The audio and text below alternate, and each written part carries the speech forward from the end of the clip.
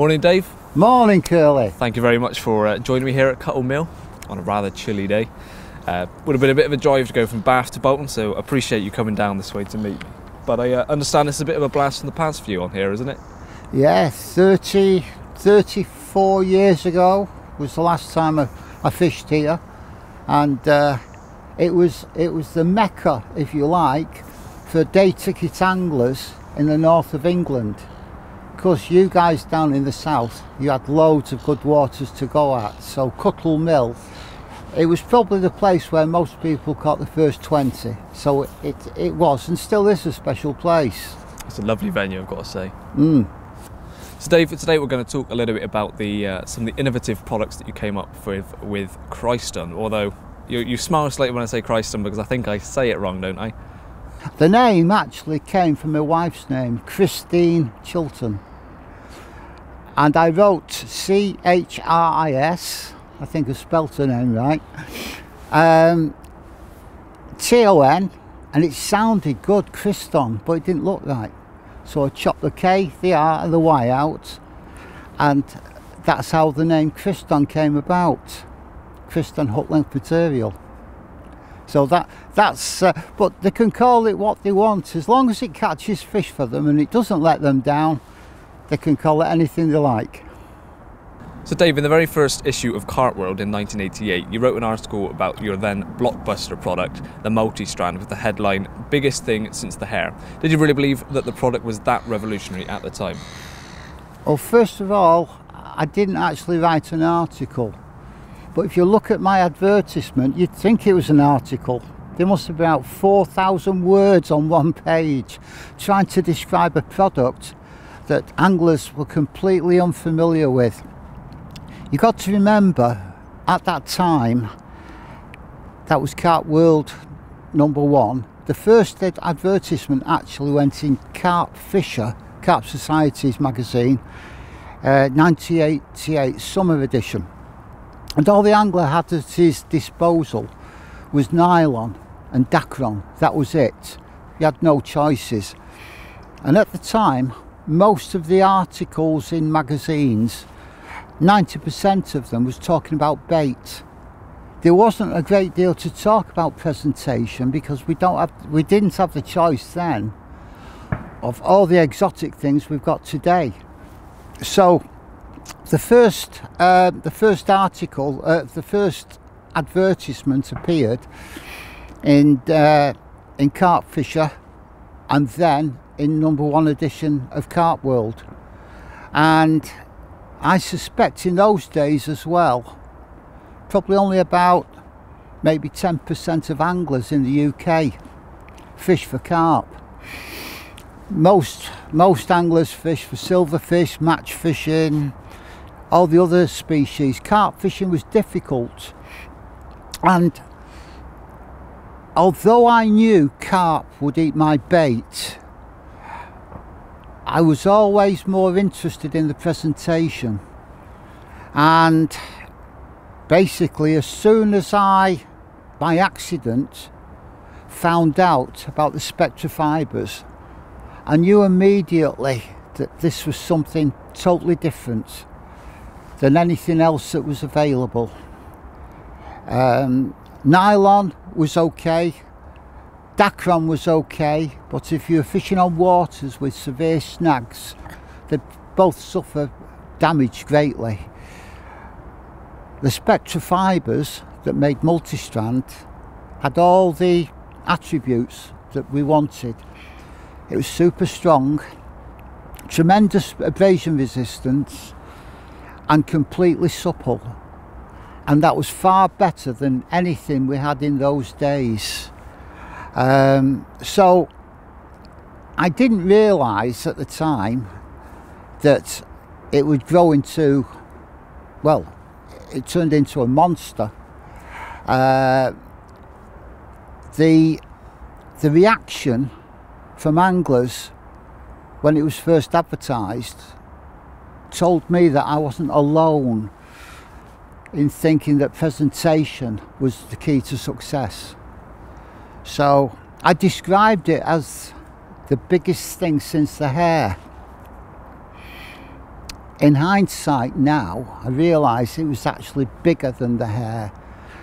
The hair was a tremendous innovation. It was a great advance. Carp were being caught far easier than they ever had been from the old side hooking days. But on some waters, pressured waters, where the hair was heavily used, it doesn't take long for the fish to become harder to catch. They're not intelligent. A rat's got more intelligence, a bigger brain than a carp, but carp learn by association. And if they're caught on a regular basis, something in their mind tells them that they can't resist these little balls of goodness that we give them. They can't resist it. But they also know that the odd one is a problem bait, and that problem bait usually has a hook in it. It doesn't behave the same as an unattached bait. So the Multi-Strand not only became the catalyst of everything that we've got today, it led the way forward for future developments. So I knew that this was something I'd been looking at for a long time. I used to fish, before the hair, I used to fish with a guy called Jim Hindle. He was the secretary of the British Carp Study Group. And I fished with Jim in winter months on fairly easy waters. And I was using all manner of hook-linked materials to try to improve my catches. And I used to use dental floss in winter. In those days, on small waters, no snags, Johnson & Johnson did a dental floss. Broke about 8 pound breaking strain. We're using 1.5 pound test curve rods. You could land the fish easy. And I noticed that I was catching more fish on that dental floss, on my dental floss rigs, than Jim Hindle was catching on his nylon rigs. And when I found the Spectra material, I thought it was dental floss. So that's how it begun. But as I said to you, it was found by accident. Now, you just mentioned the Spectra material and by accident in the same sentence, so what do you mean by that? Okay, at the time I came across Spectra, I was a truck driver working for Matthew and Son. The old people will remember that song. £100 a week, and and also at the time managed to get a mortgage and had 2 little bread snatchers at home to feed as well. So during the course of one of my deliveries, I was delivering to a government armament factory in Chorley. And as I'm waiting for my vehicle to be unloaded, I noticed a skip with all this fibrous matter hanging out of it. I later discovered that they were making bulletproof vests for the American Army. Incidentally, that was 3 years before Desert Storm. The Americans, they get prepared if they're going to battle. And I looked at this stuff thinking, oh, it's dental floss, what are they doing with it? So I grabbed a handful of all these loose fibres, wrapped it around my hand, tried to break it. Couldn't break it. I thought, what the hell's this? Then I rubbed it up and down against the skip, and it took ages for it to wear through. I later found out that it was a product made in America by Allied Fibres called Spectra, which happened to be the strongest fibre in the world. And amazingly, it had never ever been used as a fishing product. So it was all by accident, and because of my finances, I thought to myself, there may be something in this that I can introduce into the market. We needed a new car. We had an 18-year-old Datsun, falling to bits, great car. Everything on it made a noise except for the horn. So this was a chance, I thought, of being able to earn a few more bob and introduce it to the angling market before the big boys jump in on it. So that was the accident, really, a happy accident for me. But what came next after that then? Well, we launched the Multi-Strand. The first advertisement went into Carp Fisher Summer, and it was a full page ad. It cost £190 in those days, and I'd managed to get a little winding machine. So I'd contacted Allied Fibres in America, and all I wanted was a sample for my own fishing. The skips were empty now, they'd finished the contract, so when they went back there was none of it left. So I wrote to Allied Fibres begging for a sample. They wrote back to me saying, we don't think you really want it for fishing purposes, it's a classified material. So I wrote back, sending the photographs of the fish that I'd caught on it. I sent them the last couple of rigs, and they mentioned you couldn't tie knots in the stuff because it slipped. So I sent them details of what we call the grinner knot, which held it and gave it full strength. So they wrote back to me saying, okay, we'll supply you with a sample, it'll cost you 800 quid. So with no money in the bank, my wife suggested that I put a business plan together, give the product a name, go to the bank manager, doff my cap to him and try and get a few quid. And amazingly, he agreed, he lent us the money, and that was the start of Kryston and the Multi-Strand. After 12 months, out of the blue, a company not a million miles from where you live, Curly, called Pearsall's in Taunton in Somerset contacted me. They'd been going since 1800 and odd, and they specialised in braiding, making surgical sutures from silk. They've seen what I've been doing. They wrote to me saying, if you're interested, pay us a visit, we think we can braid this stuff for you. So I arranged to go down to Taunton, spent a few days with them in the braiding room. Very, very slow process, and I came back with the first prototype of silkworm, which was the first high strength braided hooklink in the world. And of course anglers who were having difficulty with Multi-Strand, because it has to be said, it's not the easiest product to use, especially if you've got rough hands, rough fingers. They found silkworm a joy to use. It was softer, it was more supple, it didn't tether the bait, it was almost weightless in water compared to black spider dacron, which was like wire that we used to use, or nylon. And silkworm just took off. There was Jim Gibbonson amongst others, many well-known anglers in the day latched onto it, and that was the start of the braiding revolution, really. It brought braided lines into what was then the 20th century. So that was, as I said, Multi-Strand Spectra Fibres was the catalyst of everything we had today, and then silkworm was the next step along the line.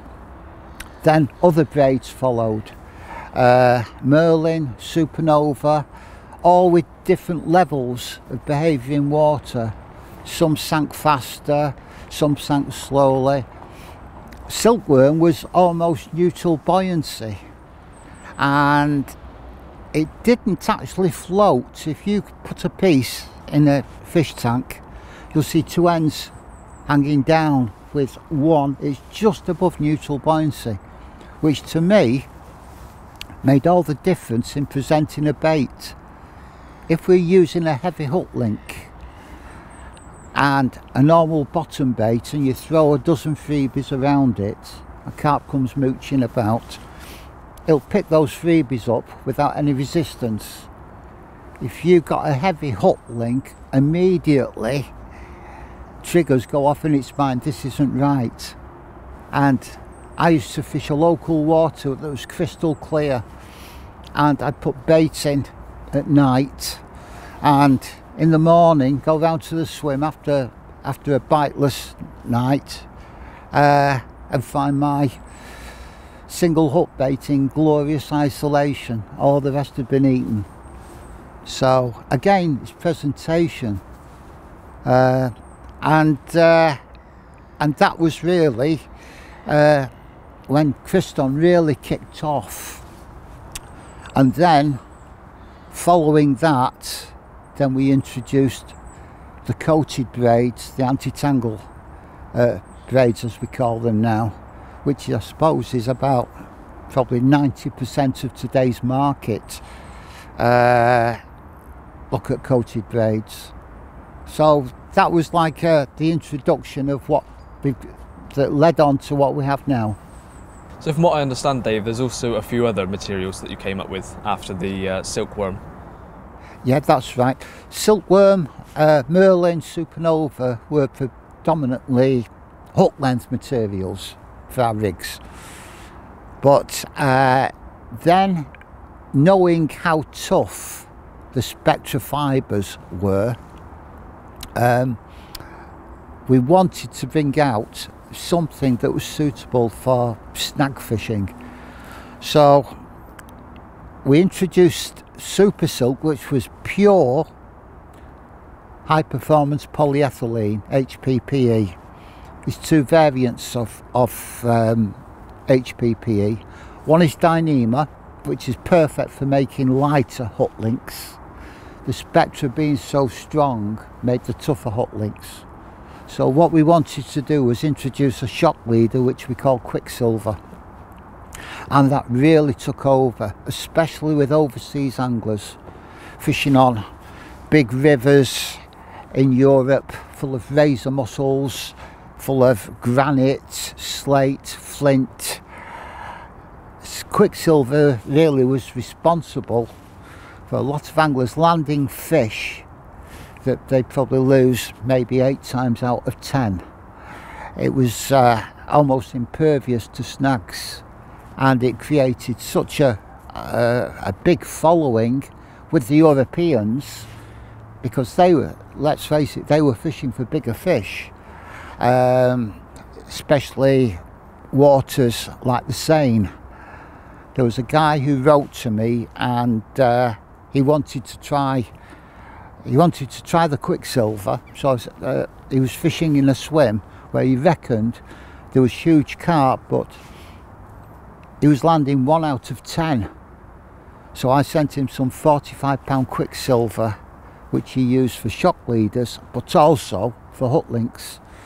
And he sent me a report, pictures, and he landed 9 out of 10. And the one he lost actually wrapped itself round a floating log that was moving downstream. He couldn't do anything about that. So the Quicksilver played an important part, and actually that had a bearing on the next, if you like, family of braids, which is coated braids, which we started. So the Super Silk was pure HPPE, and the Quicksilver was pure Spectra. And on waters even in America, like the St. Lawrence, which is a notoriously stag-ridden water, they were also catching huge catfish or anything big that swam in what we call nightmare waters. So yeah, we did very well. A lot of people latched onto it. And you just mentioned then about coated hook links, and that leads me on to my next question about snake bite and snake skin. Just how popular were those?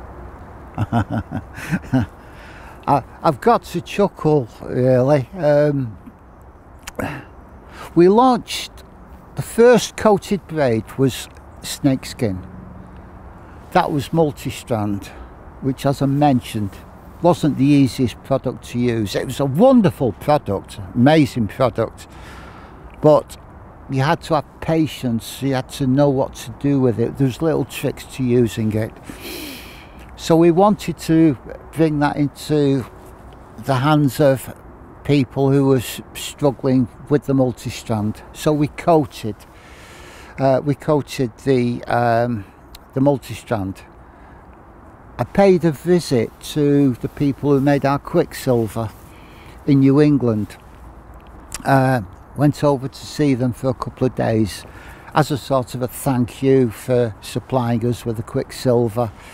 And I was waiting for the big boss man, the president, to arrive for my appointment. So I was waiting in the reception area, and he was late. So I'm twiddling my thumbs, getting bored, and I noticed a litter bin by the side of the secretary's desk, and in that bin was a piece of what looked like thick string. So, being a fisherman, picked it up, and I found out it was tennis racket string, which they produced a lot of. They were a very famous brand of tennis racket strings, and I don't know why, for some reason, I just started to scrape the coating off, and I was actually surprised once I'd removed that coating, which took some time. Had a nylon core in it that was quite soft. So it was like a light bulb moment, just when it was eureka. I thought, I wonder if they can do this with the Quicksilver and the Multi-Strand. So eventually, when the big boss man arrived, I pointed it out. I said, you know the Quicksilver that you make for us, is it possible you can put a coating on it like your tennis racket string? He said, well, why do you want to do that? He said, you've always said you want it supple. I said, well, I've got an idea that it'd make what we call a combi link. By removing that coating, we'd have a two-tier system, a supple section and a stiff section. He said, well, we can try it. So I ended up spending another 5 days with them in the machine room. And braiding's a very, very slow process, really slow. All these cogs are whirring around at 100 miles an hour, and this little bit of braid's popping out sort of every so often.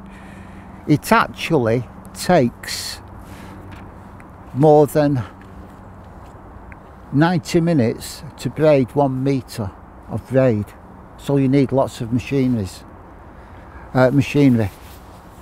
Then if you want it coating, that's an even longer process. The first coating sample he gave me, I came back to the UK with it, and it was rubbish, because if you squeezed it, the coating came off easy as wink. And the whole reason I wanted a coated braid was not for its anti-tangle purposes, but to give the braid even more protection. I wanted a tougher coating. So I went back to see them about 6 months later.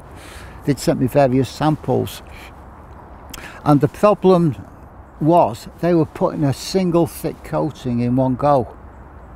So I mentioned to El Presidente that a friend of mine was a French polisher using shellac on antique furniture, and he's been doing it for years and years. He's a craftsman, and what he does, he rubs the wood down, he gives it one coating, lets it dry, sands it down, puts another coating.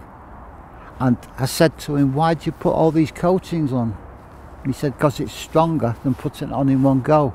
So I suggested they made me a sample of a coated braid that had multiple coatings. And imagine a room that's about 500 metres long, and the braided line is going through a coating tower at this speed, very, very slowly. It's got to travel up 500 metres. Where it's dry, it goes through another coating tower, comes all the way back. Now, some of the coated braids we do have got 26 coatings on. Can you imagine how long it takes to produce 1 metre of that line? But the end result is that that the coating is super tough. Any coating is going to assist anti-tangle purposes, but if you want total protection, especially on some of the swims that anglers are fishing these days, you want it as tough as you can. So when people say, I don't like your coated braid because it takes ages to remove it, that's what I want. I don't want to cast out, play a fish and find out that my hook link's wrecked. I've got to tie a new one on immediately. or the braid is actually damaged. So tough coatings are good. So I take it from what you just said there, it did take off, the whole coated braids, when it made to market. Well, what happened was then, when we launched Snakebite and Snake Skin, Carp Talk magazine decided to do a survey. Now, in those days, a typical Carp Talk magazine could have 300 pictures in it. Young kids catching the first double, lots and lots of pictures. So there could be maybe 350 pictures of fish in one issue. It came out weekly. So Chris Ball, the great carp historian, and Paddy Webb, I think he was assistant editor, they got 6 months solid issues of Carp Talk and waded through each one by one, to find out which was the most popular rod, which was the most popular boilie, popular reel, and so on. That included hook links. And Chris Ball rang me quite excited when the survey was complete, because no less than 93% of that total 6 months issues, 25 issues with thousands of fish, 93% were caught on snakebite, which is phenomenal. It couldn't happen today with any single product. Rod, reel, boilie, 93%. So anglers liked it, in other words. Well, Dave, as much as I'm thoroughly enjoying listening to you, I think we both needed a brew. It is a little bit chilly today, so I hope that warmed you up a bit. But moving on from the hook links, is another thing that you came out with was the heavy metal rig putty. 25 years since it's launched. Tell us a bit more about that and how successful that was. It was, and it still is, a tremendous success.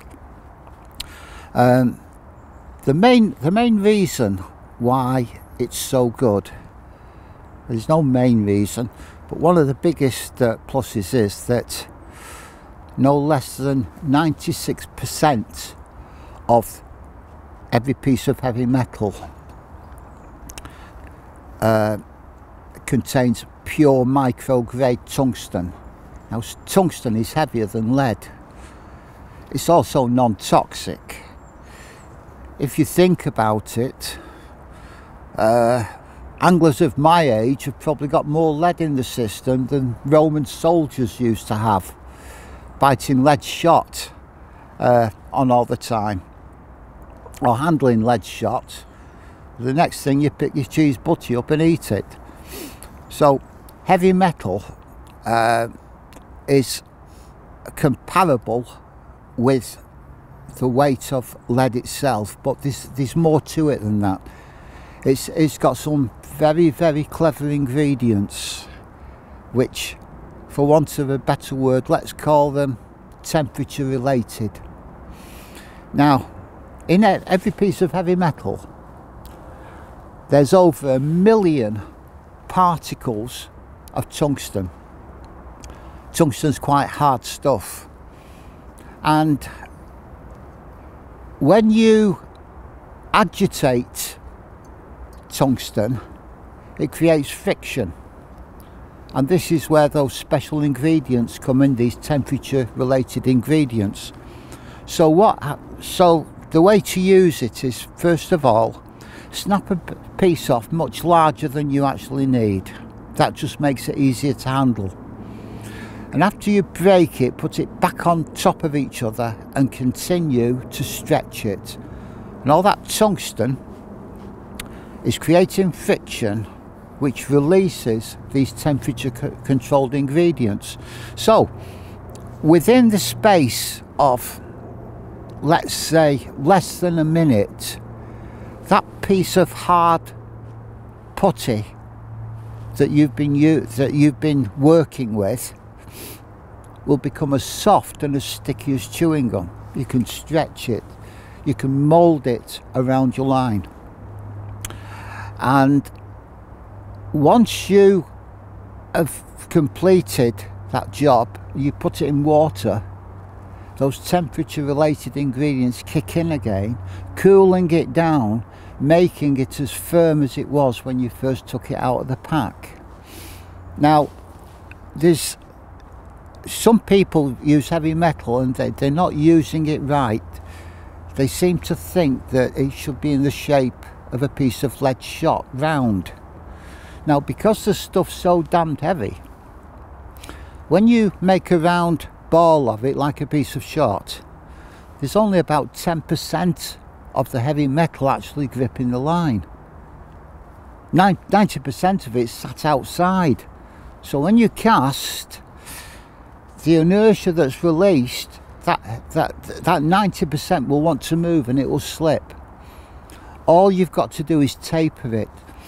By rolling it into an elongated shape, like a torpedo shape, you're increasing the surface area for it to grip onto. So by doing that, just lengthen it. Don't use a round piece of shot, just lengthen it, short piece like that, and immediately you've increased the surface area and it won't slip at all.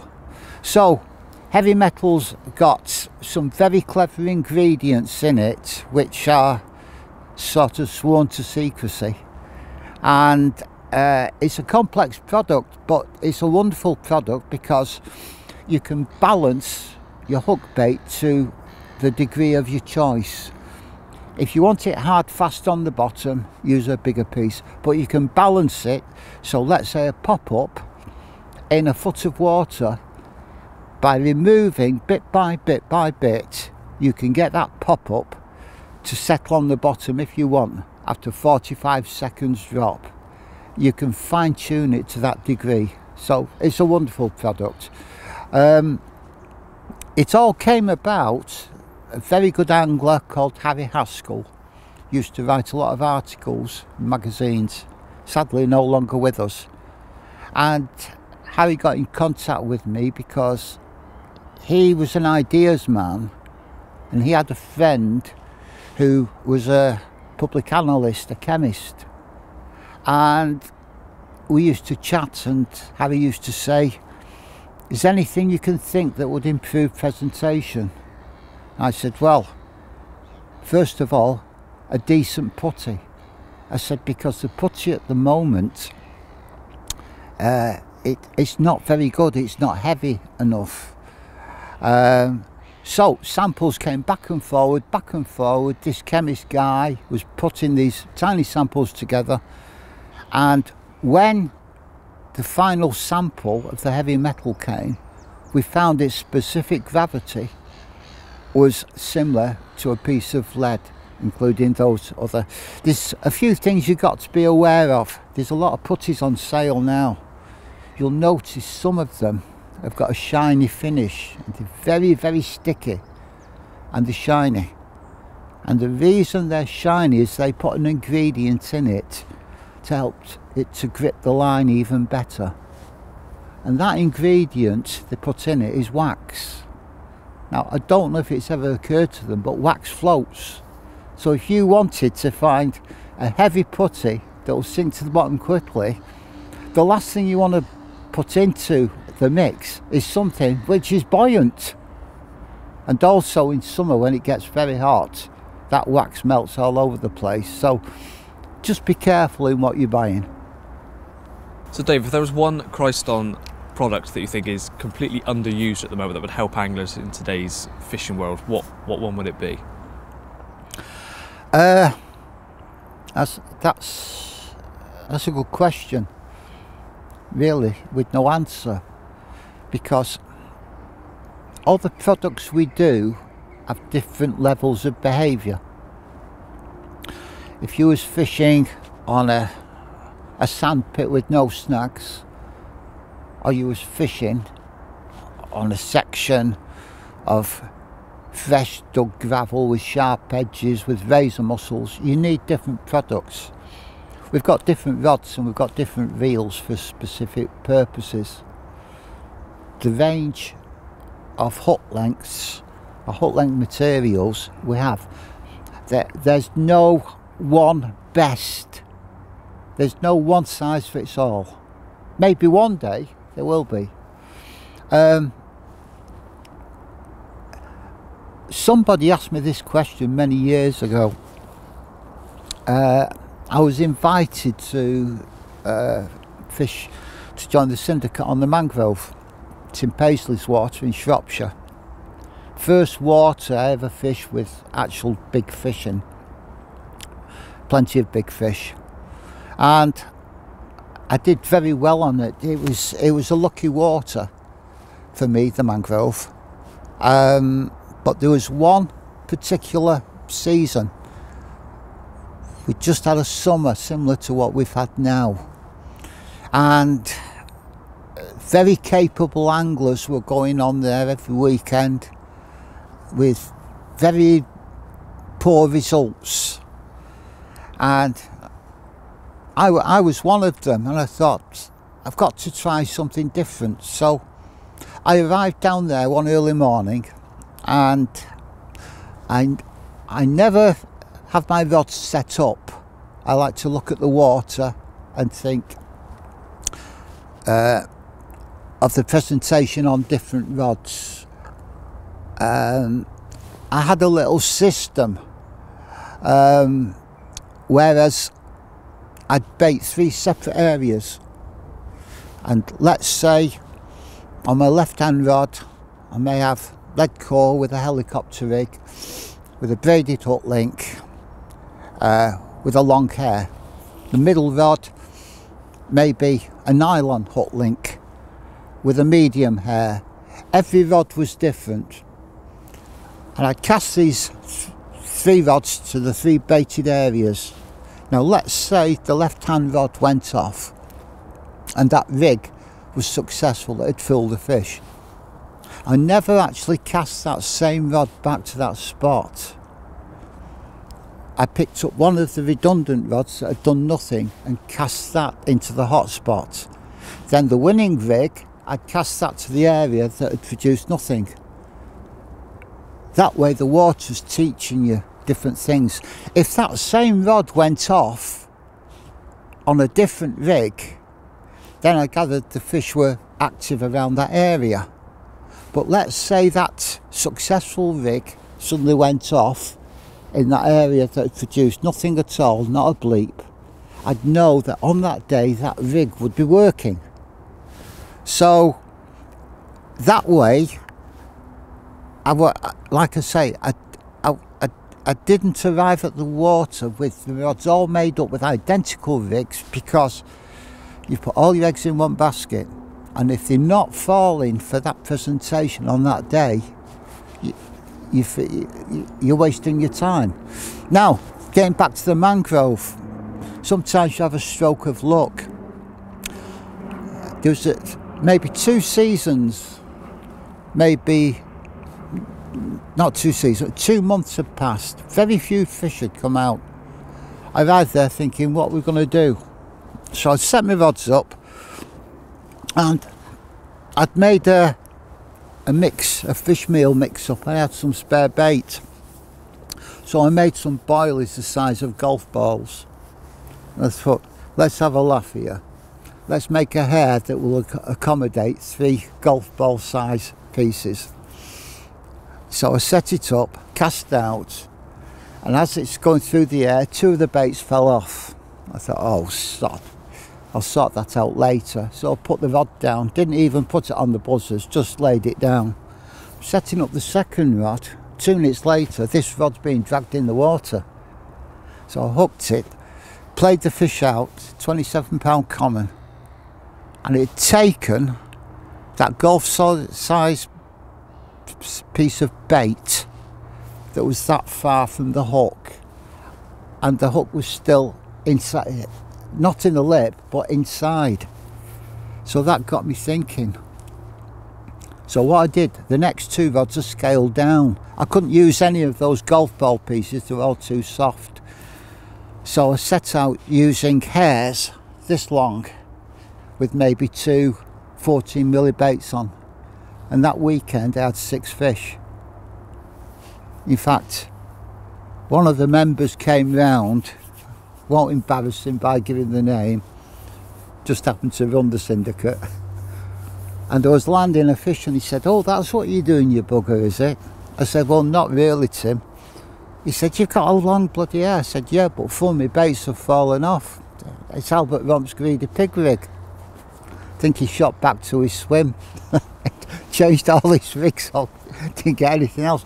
But the thing was that that water was fished by the same anglers, and they were all fishing with virtually identical rigs, helicopter rigs on lead core, with maybe 12 inches of silkworm. And those fish had been falling for that setup for years and years and years, maybe 4 years, 5 years. And it just goes to show you that if you can use something that sends them out of kilter, something a bit different, you know. I always think that anglers who arrive at waters with the rod set up with identical rigs, they're missing out. And also, the thing is, fish, they learn by association. And today, any good rig that's producing, the longer it's being used by more people, the quicker it wears off. And if you can give them something a tiny bit different, then it can make all the difference. So that's why there's no one specific, to answer your question, not one specific product that could greatly improve their chances. What I will mention is, the other week I was looking for some reason on eBay. Don't know what I was looking for, and somebody was selling helicopter rigs, right? And it looked like that orange strimmer stuff, that thick plastic with beads on it. There was a swivel at both ends. Now, who the hell is making them up to sell them? Obviously somebody with no idea of carp fishing. It's becoming dangerous when people like that, and there's no police in them, no one's saying you can't do that. You know, I'm surprised as yet I've not seen any ready-made rigs with trebles on. Well, you're kind of leading into my next question, because I don't think you realise the cameras are rolling there, but the next question was, where do you see carp fishing going in the future? And that also ties in with, how has the end tackle market changed since you've been involved in it, and where do you see it going in the next 10 years? Yeah. You've already glazed on the fact about ready-tied rigs on eBay, but what else can you add to that? Carp fishing, what we have today is, they talk about the good old days, and I was in the good old days. For my childhood, I remember the good old days being rickets, polio and scabies in North Manchester, but we won't go down that road. Carp fishing, anglers today, they've never had so much choice. And what's good about it is that a lot of the choices of tackle, they are good quality. You know, I'm still using Cardinal 55s that must be getting on for 40 years old. They were superb reels, superb pieces of machinery built in Sweden. But today we've got reels that can cast a lot further than anybody ever imagined. We've got rods, we've got so much choice of variation on how we can present our baits or traps, if you like, to fool the fish. What's surprising though is that a great many anglers are followers of fashion, and a few years down the line it was, well, let's start off with the helicopter rig. We'll go back to Multi-Strand, and I'll try and keep this quick as possible. Multi-Strand was a devastating tool for people who knew how to use it, but some people suffered with a lot of tangles. A very good angler called Alec Welland wrote in 1989 about using Multi-Strand, and he called it the rotary rig, and it was an idea that he'd taken from sea fishing anglers. So he wrote about the rotary rig. He went on Ashley Pool with people like Mike Wilmot, Dave Gawthorne, a few other well-known anglers, and he broke all records in winter using Multi-Strand on the rotary rig. Then some bright spark decided to add another beat to it, so he called it the helicopter rig. So everybody knows what the helicopter rig. Then it was adjusted slightly, so it was called the chod rig. And now I think it's called the Ronnie rig, and next year it'll probably be something else. But the thing is, I believe that many anglers are not using all the potential we've got, because they read books, they see DVDs, and everything is gospel, and they're using whatever system on all three rods. There's a world of presentation to go for, you know, and so carp fishing has changed to the good for the quality of good stuff we've got today. Some of the baits are really good baits. There's some absolute rubbish as well, like in everything. But the anglers today, tackle wise, terminal tackle has improved no end. How far it's going to go, I don't know, because there's a danger of reaching a plateau. I don't think it'll be a long time before there's any major innovation that's going, like the hair, or in our case, hook length materials. Something that is going to completely change. The other thing that is a bit sad today is that the amount of people fishing for carp. We're a small island, we've only got so much waters, and more people are changing to carp fishing. So you've got the crowded water element. Then you've got the teaching aspect, where people are just coming straight in without any previous guidance. I did mention to you earlier on that somebody was selling on eBay helicopter rigs made out of totally unsuitable material with a swivel on each end. So death rigs are on sale, and if you don't know about it, if nobody warns you about it, read as many books as you can. The thing, what I suggest to people as well, keep an open mind. Try to use all these wonderful tools we've now got at our disposal in the tackle shops. Probably too much choice actually, but there's good and bad with everything. Is there any left in there? Nice cup of tea that, Curly, thanks very much. Did you want another one? So, later. So quickly, before I put the kettle back on, another Yeah. question. So along with the hooklink materials you made and invented many other products like the driftwood, drop 'em, heavy metal, clinic, and bogey, and many more. Which are you most proud of?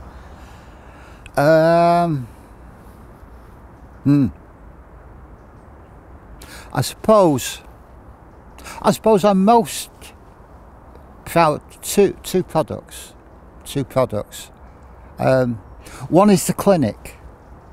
Before we launched it, there was no carp care. Only consisted of unhooking mats and trying to be as careful of removing hook as possible. Every time we remove a hook from a carp, we've left a puncture hole.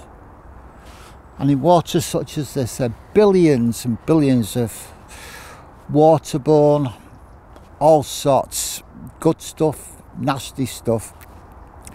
Carp are quite a hardy species. They can usually recover by their own steam, but there are occasions where we've caught carp and the mouths are in a bit of a mess, and it's not always the unhooking part, you know. Waterborne viruses can get in. It doesn't happen with all carp, but it can happen. So I'm quite proud that we brought out the first carp care medication, and it wasn't that the reason we brought it out was that some anglers was using quite dangerous stuff, aniline dyes, malachite green. That was used in the First World War in the trenches because the orderly had nothing but a little bag of stuff in it, and it's totally toxic. And I used to fish with an old gardener, a parks gardener, and every small roach he used to catch, he used to dip his hands in this stuff and rub it on the roach. And then he proceeded to pick his cheese butty up and eat it, you know. how he lived to that age. So we brought the first carp medication out, which was an anaesthetic. It cleansed the wound. It had, if you like, antibiotic treatment into it, and I'm proud that that was the first one. We were the first. The second thing isn't really a product, but I'm very proud that from our very first product, the Multi-Strand, that led to convincing some very, very good anglers, top names back in the day, and convincing them that there was another way to fool fish. So it was a combination of both. It really gave me quite a kick that seeing these star anglers, capable anglers, very good anglers, managing to convince them that there was something better. So I'm quite proud of those, both of those. Should I put the kettle on? Yeah. Right, now we've got tea in hand, warming up slightly bit more. Yeah. And just going back to your heady days of the 90s and early 2000s, you were saying earlier about the good old days. Do you miss those days? Yeah. I miss a lot of the people who's no longer with us. Some great fishing mates. I miss the meetings, how they used to be, where you'd get these guys coming in today they would be superstars, because in those days there was no sponsorship as such. You know, these were real sort of heroes. Great times, great people, and there was a big thing about secrecy. I was very lucky to fish with a guy, Jim Hindle. I mentioned to him, whereas I was onto the hare before Carp Fever was published, that spilt the beans, and the difference it made on some waters it was instant. You'd fill the fish, which is when I mentioned if you can sort of send the fish out of kilter because of the usual same old, and give them something different.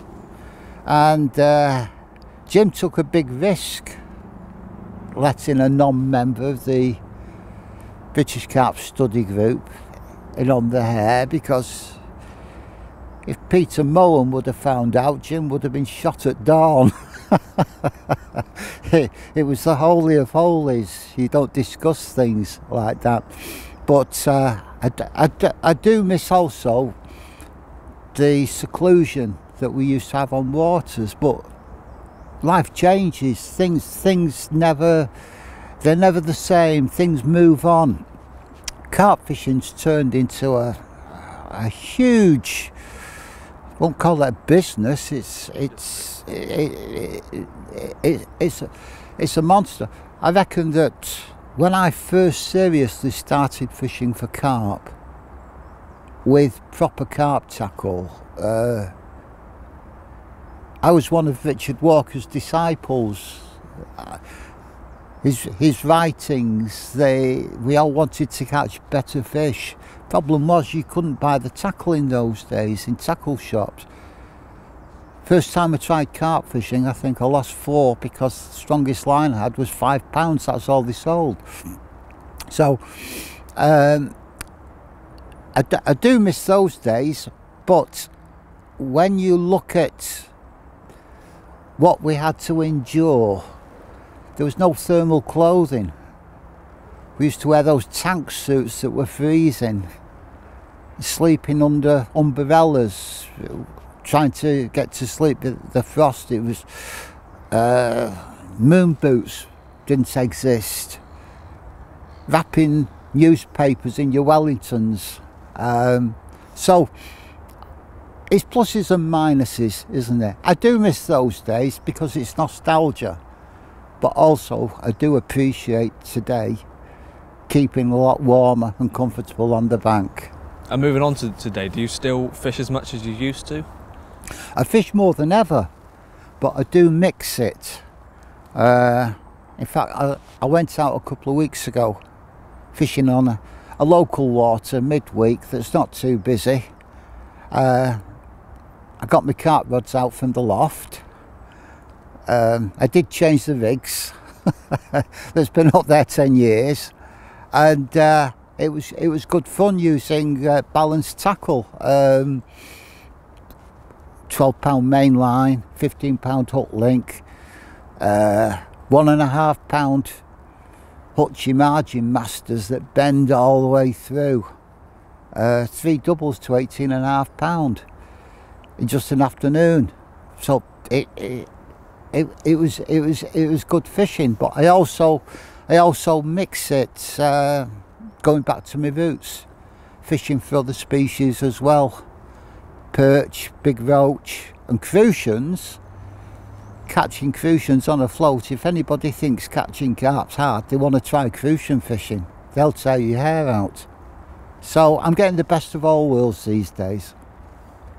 So you'll be pleased to know that we're coming into land now, Dave. And but whilst you must be very proud of Kryston and how it survived with the turmoil of the last few years, how do you feel about the advancements in the technology with regards to matte coatings, the different colours, or carpy coatings as they're called, which has changed from your iconic coated hook links from when you first came out with them? Well, the turmoil for the last few years, we probably won't talk about, thanks to the previous owner. That's as much as I've got to say on that.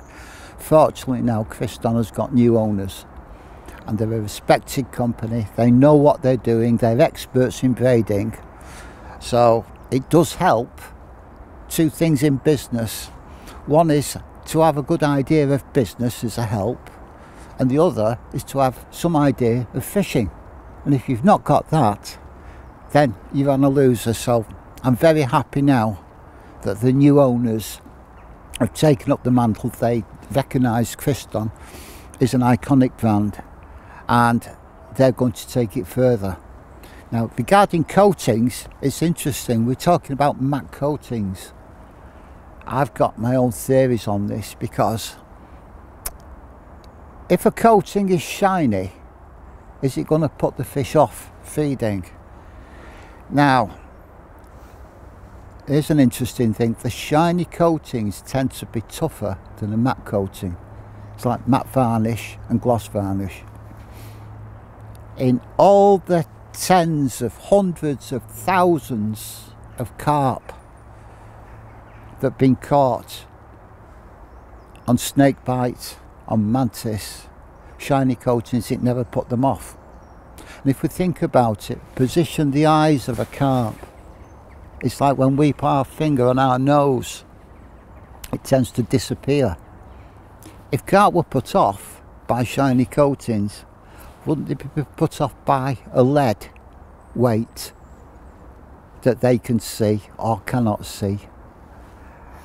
I think more importantly is the behaviour, but I do recognise that anglers today believe that if a coating is shiny, it might put the fish off.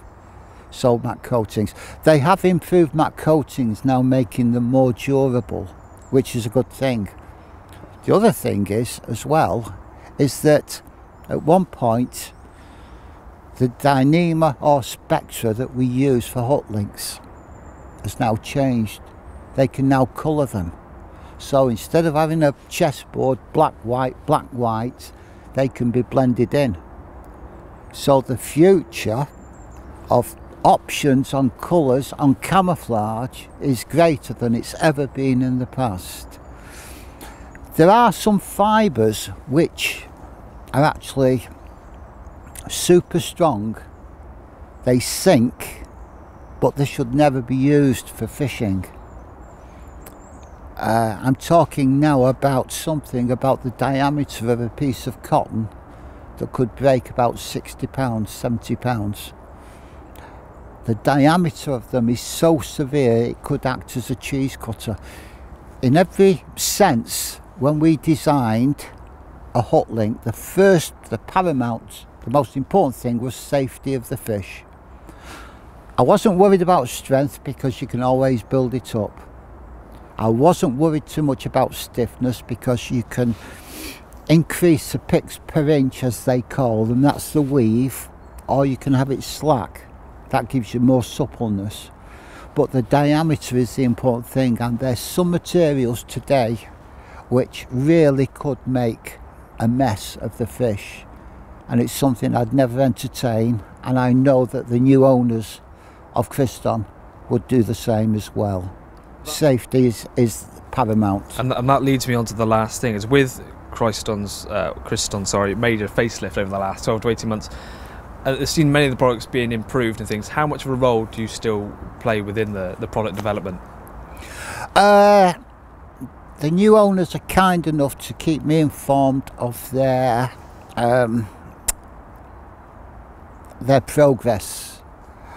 Snakebite hasn't been made available now for many years, simply because there was a certain product in snakebite that we used to stiffen it and also give it weight. That was fiberglass, and that denier of fiberglass suddenly became unavailable. We've got to live on the wishes of large companies, the motor industry. Fishing, as many people go carp fishing as we like to believe, it's a tiny industry, and these big corporations, they're not interested in the fishing tackle market. They're interested in motor cars, mass markets, and when those materials become available to these big corporations, carp fishing companies feed off it. We can take what's left. So I reckon there's going to be a plateau in development. I can't see any major jumps, leap forwards. We've got the fibres that will give us the ability to land big fish from awkward places without risk. And I forgot what the question was now. How much you're still involved with Kryston? Oh right, yeah, yeah. They're kind enough to ask for my opinions. They're a very good company, and they've got a very good UK distributor now, who again are well respected. Big engineering company, but they make wonderful rod pods as well, Summit. And now, after a long period of time, Kryston is finding its way back into many shops. They ask for my opinions, but the machinery's changed these days. Lots of things have changed, and I give them my opinion and suggestions. So I am involved in a certain way, but I prefer to spend my time now fishing on waters, having a bit of a rest. Perfect. Well, thank you very much once again for meeting with me today, Dave, and I'm going to shake your hand for everything you've done for carp fishing. Stuff that I probably take for granted nowadays. It's probably all down to you and your team back in the day, so thank you very much. After the video's finished, I'll let you into a few secrets. Look forward to hearing them. Cheers, Dave. Thanks, Curly.